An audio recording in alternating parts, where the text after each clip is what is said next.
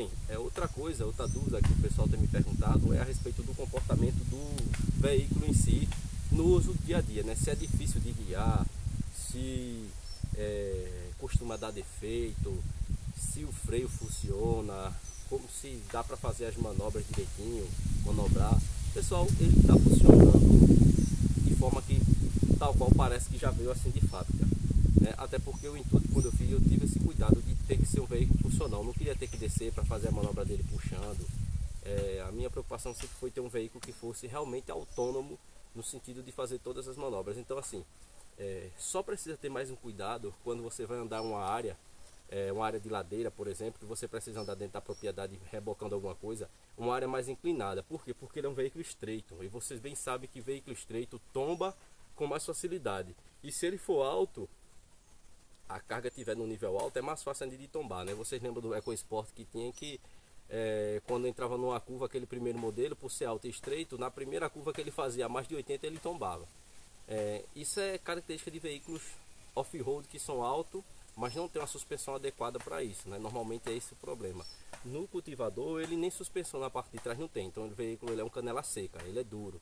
Então se você andar com ele com o pneu muito calibrado, por isso que eu já falei antes que eu ando com ele com 20 libras, 22 no máximo, para que os pneus estejam sempre macios, para quando a gente atinge alguma casa de cupim, uma pedra, um esborro, um rebolo de terra, ele tende a fazer uma bochecha e não a dar aquela quicada para o lado. Porque imagina, se eu estou numa ladeira trabalhando com ele num lugar que ele tem um aclive, e o pneu que está ao lado de cima topa em alguma coisa, quando ele tomba assim, ele vai e você acaba virando, então você pode até se acidentar.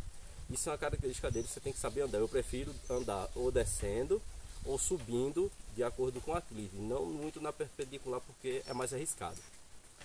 Outro ponto, questão de freio, funciona muito bem. Se eu ando com ele nas descidas, sempre na primeira marcha, né, com aceleração baixa, então o motor com a caixa já vai dando uma segurada. E para não ficar pesando muito só na caixa, para não dar problema na questão dos dentes e das engrenagens, eu tenho o freio original da moto, o freio dianteiro, que funciona muito bem. Então eu vou dando ali o freio, né, a meia potência do freio, para ir segurando na velocidade em que o motor não precisa tracionar, mas também ele não esteja tendo que segurar totalmente só na caixa o peso do veículo, principalmente carregado.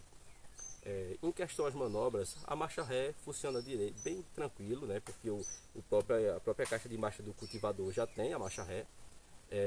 Outra dúvida também que o pessoal tem feito é a questão de autonomia. Eu não tenho como calcular, nesse tipo de motor a gente não tem como calcular por quilometragem, a gente calcula mais ou menos por hora. Então, com o pneu 13, com a roda 13, que dá como é que eu posso dizer, uma tração melhor, eu acredito que dá para mim, se eu fosse me deslocar, talvez convertendo a medida certa, mais quilômetro por hora, em termos de distância, eu acho que eu conseguiria fazer em torno de